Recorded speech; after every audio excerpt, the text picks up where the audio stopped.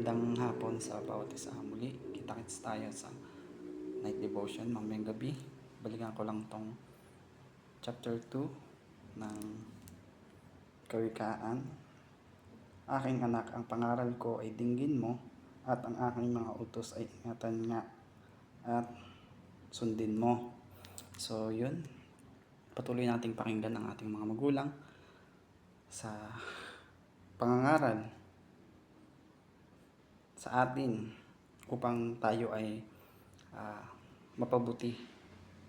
Hindi naman sila mangangaral sa atin kung ikakasama lang din natin.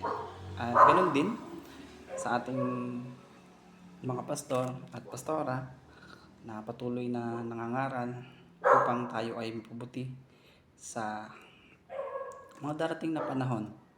At yun. At yun, kasama na din tong verse 20 ng 19.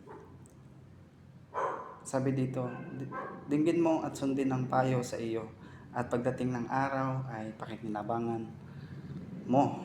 So yun, kung patuloy nating didinggin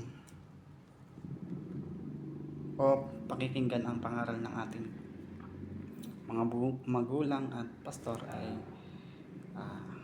darating ang araw na ating mapapakinabangan yung mga bagay na itinuturo nila, at yun, itinuturo nila sa atin at ipinapangaral. At yun, hanggang dito na lamang, at maraming salamat. Nawa ay naunawaan niyo yung gusto kong sabihin. See you to night devotion. God bless.